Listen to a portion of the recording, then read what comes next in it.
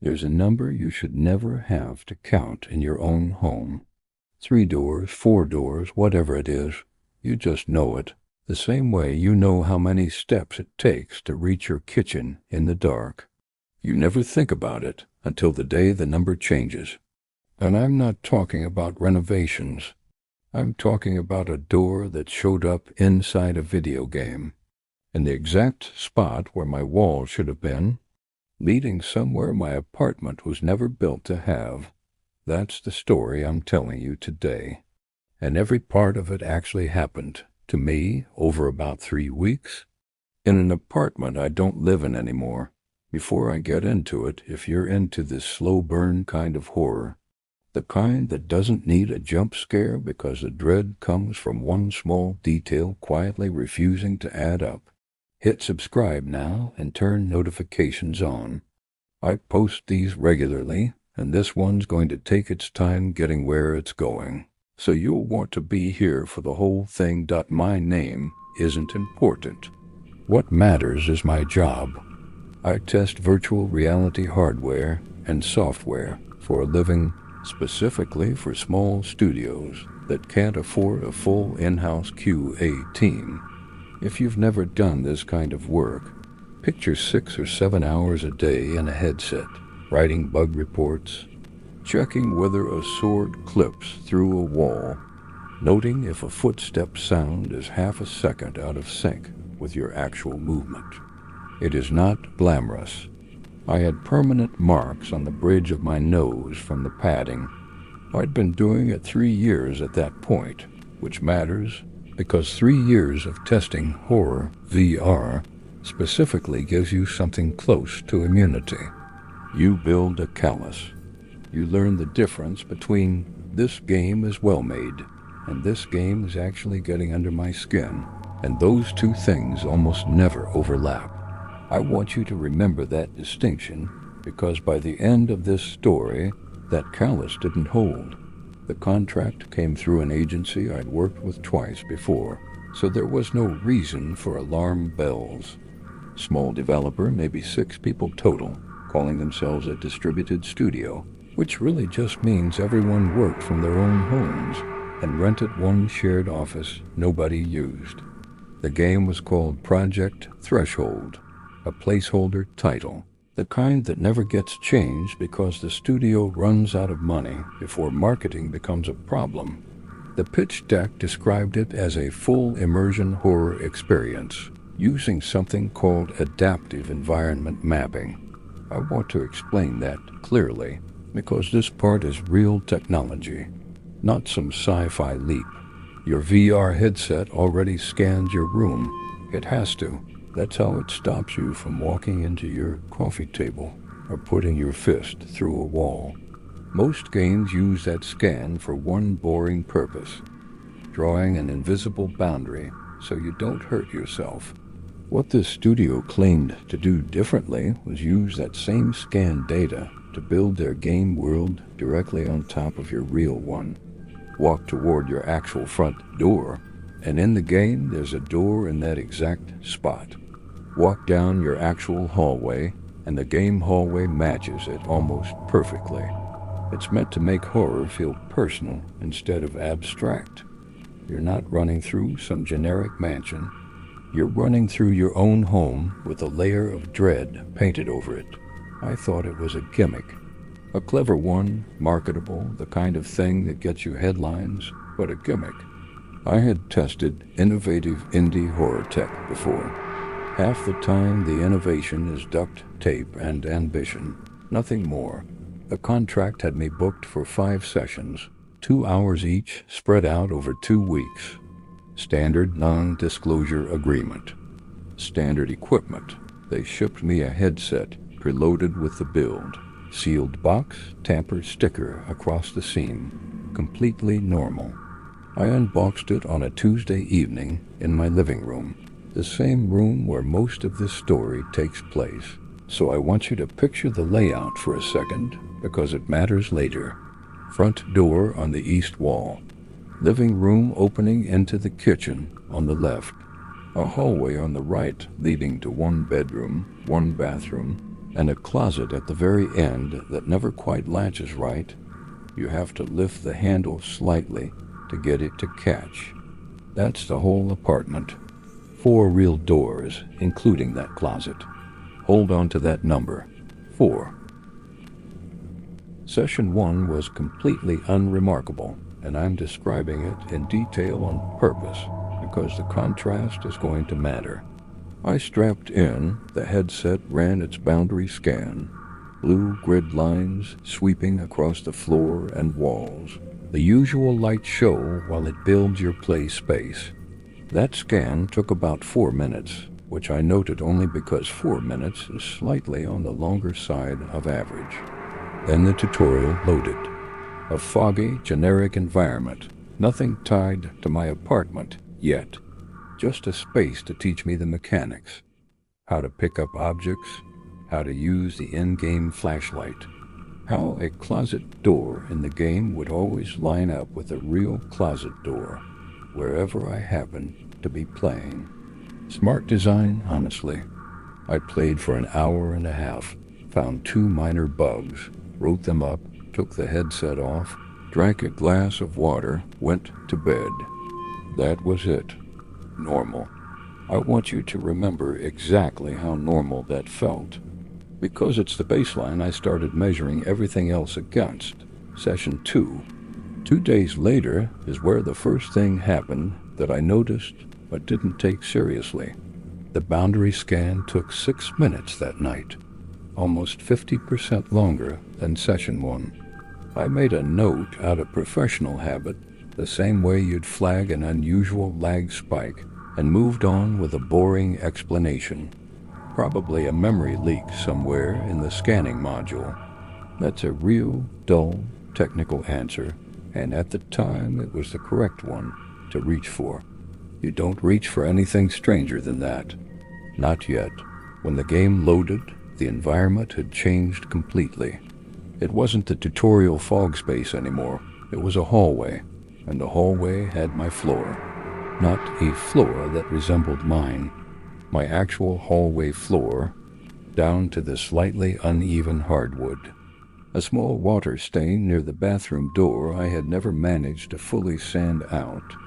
Even the specific worn patch where I always walk because the boards there don't creak. The game had scanned my apartment and rebuilt it, almost 1-to-1. That, on its own, was the entire selling point of the product. Working exactly as intended. I wrote a glowing note about texture fidelity exceeding expectations. I played for about 40 minutes before the first wrong thing happened, and I want to walk through it slowly because the horror in this story never once announced itself loudly. It shifted, one detail at a time, the way someone redraws a picture while you're not looking directly at it. I was walking the in-game version of my hallway, set on a small fetch objective, find a flashlight battery, standard horror game busywork. My real hallway has 3 doors off it. Bedroom, bathroom, the closet at the end. I know this the way you know your own house, in your feet more than your head. In the game, I counted 4 doors. I stopped walking. Genuinely stopped in real life, standing in my actual hallway with the headset on, because something in my hands registered the wrong count before the rest of me caught up. I treated it like a bug, because treating it like a bug was the only framework that let me keep functioning normally. I walked toward the 4th door, positioned almost exactly between where my real bathroom door and closet door actually are, a space that in real life is just blank wall, slightly dented from when I'd carelessly moved a bookshelf years ago. In the game, there was a door there. Same wood texture as the others. Same brass handle, lit with the same lighting model as every other handle in the build. I didn't feel scared yet. I felt confused, the specific way you feel when a spreadsheet doesn't add up. My first assumption was the boring one. Maybe the scan had picked up some artifact, maybe leftover data from a previous tester that hadn't been cleared from the build. I wrote a long note about it and recommended the dev team check for scan catching issues. I didn't open the door. My objective marker was already pointing me toward the bathroom, the real one. I finished the session normally, found the battery, solved a small puzzle, took the headset off about 40 minutes later. The apartment was silent in that specific late evening way, where the quiet feels like it's holding its breath. Along with you, I looked down my real hallway. 3 doors. I counted them out loud to be sure, which is not something a grown adult usually needs to do in their own home. I sent my report that night, expecting the usual quick thanks. Noted from the producer. I'll just call him the producer. His name doesn't matter here. He normally replied within a day, sometimes 2. This time he didn't reply for 4 days. That's the first thread of isolation in this story, and I want to flag it now because it only gets tighter from here. The way water finds every low point in a floor before you notice the floor isn't level dot when he finally answered. It was short. Thanks for the detailed notes. Dev team is aware of some scan artifacts and early builds. Nothing to worry about. Keep playing as normal. Report anything else you see. Notice the phrasing. Not, we'll fix it. Not, that's strange. Let us look into it. Just keep playing as normal. At the time, I read it as a typical understaffed indie dev non-answer. I'd gotten replies like that from a dozen small studios before. It didn't strike me as withholding. It struck me as tired. Session 3 is where the slow burn stopped being slow, though at the time every step still felt small. That's the hardest part to convey honestly. How something can escalate gradually enough that you don't register the total distance you've traveled until you're already standing somewhere you never agreed to be. The boundary scan that night took 9 minutes. I sat in the dark of my living room, headset on, watching blue grid lines crawl across my walls far longer than they should have, and somewhere around minute 6, I started to feel cold. Not dramatically, the kind of cold you'd only notice if you were already paying close attention to your own body, which I was, because 9 minutes of standing still in a scanning grid gives you a lot of time to notice things about yourself. My breath wasn't visible. It wasn't that kind of cold, but the hair on my arms stood up, the specific chill that has nothing to do with temperature and everything to do with your nervous system deciding, ahead of your conscious mind, that something in the room has changed. When the scan finished and the game loaded, I was back in the hallway. The 4th door was there again, but this time it wasn't subtle. A thin line of warm light glowed underneath it. Every other door in the game sat dark at the threshold. Just that one had light bleeding out. I did what I always do, treated it like a bug, because that was the only framework that let me keep functioning. I walked toward it, off script, since my objective marker was pointing toward the bedroom instead. I reached the new door and put my hand on the in-game handle. In real life, my actual hand was reaching into empty air, touching nothing, my body fully aware that the floor beneath me was just my hallway floor and the wall in front of me was just a wall, and yet every part of my nervous system responded as though there was something there to touch. The door didn't open.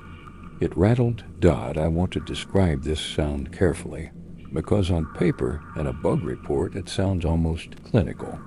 In the moment, it became something else entirely. It was the exact sound my real front door makes when it's locked and someone tries the handle from outside, not a generic horror sound effect, but the specific metallic clunk and give of my actual front door, the one I'd heard 1,000 times from delivery drivers checking out of habit before knocking. The game hadn't just scanned my home's geometry. It had captured a sound from somewhere, recorded, sampled, simulated, I genuinely don't know which. That belonged to my real life, attached to a door that does not exist in my real life. I took the headset off right there, sat in the dark hallway, actual darkness, headset in my lap, just breathing for a minute. My hands were shaking a little, and I want to be honest.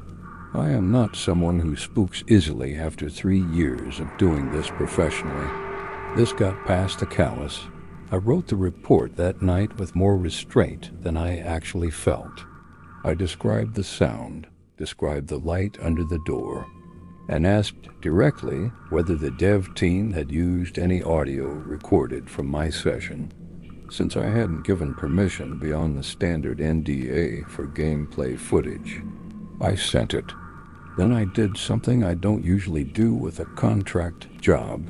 I texted a friend, another tester I'd worked with before, just to ask, casually, if she'd ever heard of a horror VR game using actual recorded sounds from a tester's real environment without telling them. She said no. She said that would be a massive ethical, possibly legal problem if true, and asked if I was okay. I said I was fine. I wasn't entirely sure that was true. The producer's reply came 2 days later, and this is where the isolation really set its hook. He said the audio I described, the door rattle, wasn't in their asset library at all, and that nothing in the build should be sampling live microphone input. Since the headset's mic was disabled for this build entirely, by design, specifically to avoid any privacy concerns during testing. He said it almost defensively, like I was accusing him of something. Then he added a line I haven't been able to stop turning over since. If you're hearing personalized audio, that's not something we built. Please stop sessions if this continues, and we'll review remotely. Read that again the way I did, several times, sitting alone in my apartment. Not we built it and we'll fix it. Not that's a known bug. He told me directly that the thing I described should not be technically possible inside their own software, and he didn't sound surprised. He sounded careful, like someone choosing his words around a hole rather than over it. I should have stopped there. I want to say that plainly, not as some moral lesson, but as the honest truth. There was a clear point where the smart move was to email back, withdraw from the contract for personal reasons, and ship the headset back in its box. I didn't do that, partly because the contract had a kill fee clause that would have cost me money I needed. But mostly, and I think this part matters more, because by then I needed to know what the door was. Not wanted. Needed, the way you need to know what made that sound in the house at 3 a.m, even though every part of you knows the smarter move is to stay in bed. Session 4 came 5 days later, longer than my usual gap, because I'd been putting it off, telling myself I was busy. The scan that night took 14 minutes. I watched the clock the entire time, my phone propped against a lamp so I could see it through the bottom edge of the headset's pass-through mode. 14 minutes of blue grid lines sweeping over my apartment in the dark, far slower than any boundary scan has any technical reason to take, even accounting for every generous explanation about processing overhead. Explanations I genuinely tried to hold on to, because they were the only ones that let me sleep that night. When the game loaded, I wasn't in the hallway. I was already standing directly in front of the 4th door. The game had skipped its usual pacing entirely, no fetch objectives, no tutorial dressing, and placed me exactly there, as if it had stopped pretending this was a sequence of levels and simply decided to show me where it wanted me to be. The light under the door was brighter this time, and there was a sound coming from behind it, not the rattle from before. A low hum, mechanical, almost like a refrigerator compressor cycling, except with an underlying texture that didn't quite sit right. an almost recognizable rhythm beneath the hum, like something breathing in time with a mechanical pulse, layered so subtly that I genuinely couldn't tell you, even now, whether I actually heard it or built it out of fear and placed it there myself. I did not touch the handle this time. I stood there in real life in my real hallway, looking at blank wall through a headset showing me a door that led somewhere my apartment simply does not have. I asked myself out loud what was actually on the other side of my real wall at that exact point. I knew the answer. I'd lived there 2 years. It's the neighboring unit's kitchen. Concrete and drywall and someone else's refrigerator, not lit warmly from beneath a wooden door, not humming with something that almost breathes. The game, unprompted, made the handle turn on its own, slowly. I watched it rotate the way a handle rotates when someone on the other side is being very, very careful not to make noise. The door began to open, maybe 2 inches, light spilling wider across the in-game hallway floor, and in that gap I saw movement. Not a clear shape, and honestly, horror that gives you a clear face to point at is almost always less frightening than horror that gives you motion and silhouette and lets your own mind assemble the rest. What I saw was a shift in shadow at roughly my own height, shoulder width, standing just behind the gap, not moving toward the door, just standing, the way you'd stand if you were waiting for someone to notice you were already there. I tore the headset off, so fast the strap caught on my ear, a sharp, grounding pain I was almost grateful for, because pain is real in a way that cuts through everything else. I sat on my hallway floor in the dark, staring at the blank wall where the door had been. Just paint. The same old dent from the bookshelf. Nothing. I didn't write a measured report that night. I wrote a fast, all lowercase email, demanding to know if this was some kind of undisclosed marketing stunt, because at that point, I genuinely wanted that to be the answer. I wanted someone to tell me smugly that I'd fallen for clever guerrilla marketing. Nobody replied that night. Nobody replied the next day either. On the 3rd day, I got a one-line message not from the producer, but from a generic support address I hadn't seen before. Please complete session 5 as scheduled. Do not attempt to contact other team members regarding build behavior. This is for data integrity purposes. No explanation. No acknowledgement of anything I described. Just an instruction, dressed up in corporate language, to keep going and keep quiet.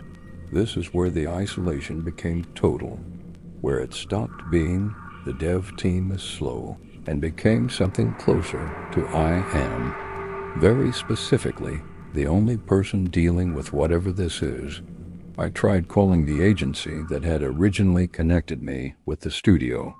The number was disconnected, not busy, the deadline tone you get when a number simply doesn't exist anymore. I checked the studio's website.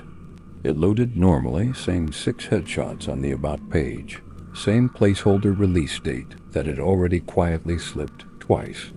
Everything looked exactly the same as 3 weeks earlier, which was somehow worse than if something had visibly changed. The world around what was happening to me refused to acknowledge that anything was happening at all. I want to pause here and ask, if you've ever had a situation where something felt deeply wrong, but every official channel acted like everything was completely fine, tell me about it in the comments. I read every single one, and some of the most unsettling stories on this channel have come from things people share down there. Not from anything I write myself. I thought seriously, for an entire day, about not doing session 5. The kill fee was real money I'd already budgeted around. But underneath, that was something I'm less proud of and more honest about. I needed to see if the door would do it again. Not knowing had become its own kind of unbearable. The sort of unresolved itch that makes you pick at a wound just to know how deep it actually goes.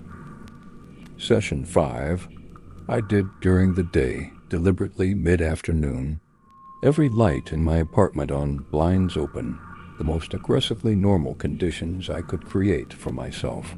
I told myself daylight would matter. I'm not sure it did. The scan took 22 minutes. I am not exaggerating that number. I watched it the entire time, and around the 15-minute mark, standing in my own sunlit living room, I started to feel the same deep cold from session 3, except worse, enough that I could see, for just a moment, a faint visible breath in front of my face in the headset's pass-through camera feed. Not in the game world. In the actual live feed of my actual living room, in air that should not have been cold enough, in the middle of the afternoon, in a heated apartment, to produce that dot when the game loaded. There was no hallway, no fetch objective, no pretense of being a game with rules anymore. I was standing directly in front of the 4th door, and it was already open. Not 2 inches, all the way open. Light poured out into the hallway, warm and steady, and beyond the door frame was a small finished room, roughly the dimensions of my actual closet, except built out with light fixtures and a floor, and walls that had never existed anywhere in my apartment's real architecture.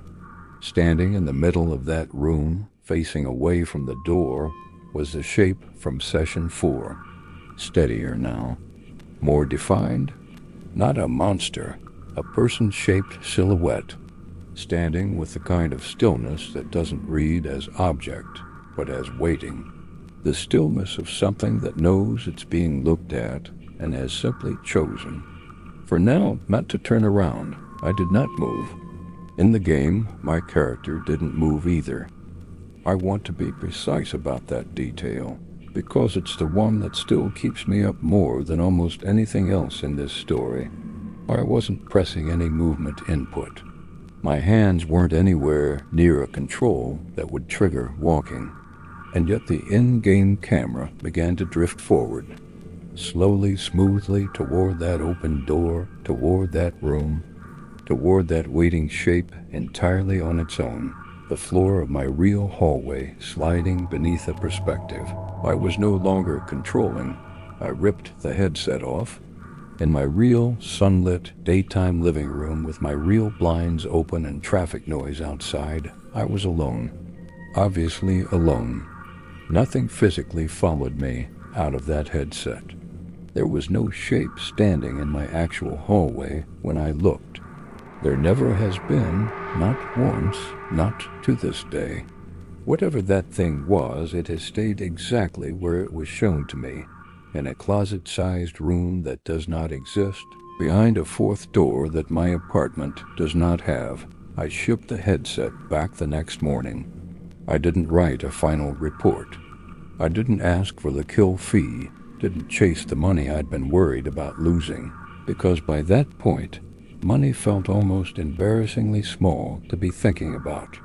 I sent one last email to every address I had for that studio, just asking, plainly, what the 4th door was and whether other testers had reported the same thing. I never got a reply. The studio's website went offline about 6 weeks later. No announcement, no closure post. Nothing on social media beyond accounts that simply stopped posting. Project Threshold never released. As far as I've been able to find, it never will. Here's the part I haven't told many people, and it's the part I genuinely don't have an explanation for, the part that keeps this from being a story I can fully close the door on. About 4 months after all of this, I moved.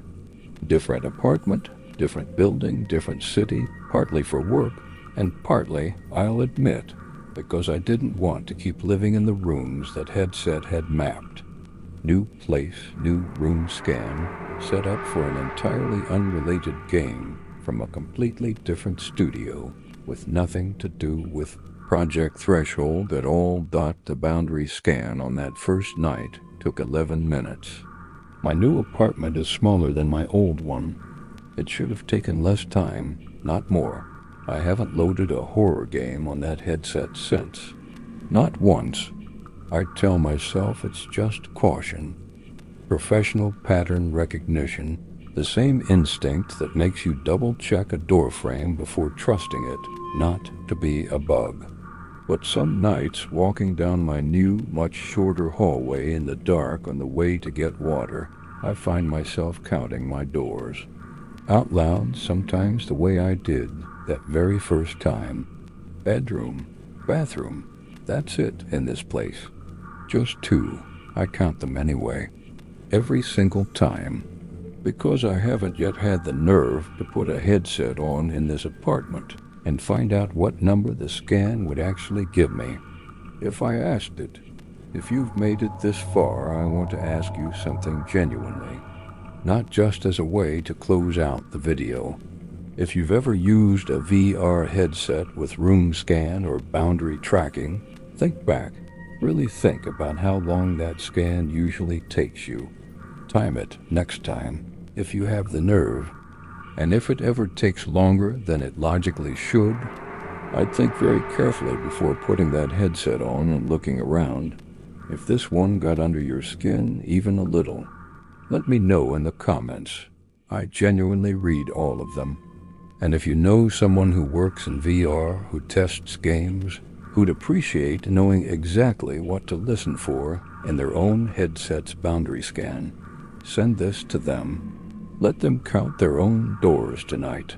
And if you want more of these, the slow burn kind, the kind that relies on a small detail that doesn't add up instead of a cheap jump scare, subscribe to Eerie Atmos X and turn on notifications, because the next one might already be sitting in your recommended feed, waiting for you to press play. I never did find out what was behind that door. I'm not sure I want to, but some nights I think about that shape, standing perfectly still, facing away, patient in a way nothing should be able to be patient. And I think about the fact that it never turned around. Not yet, anyway.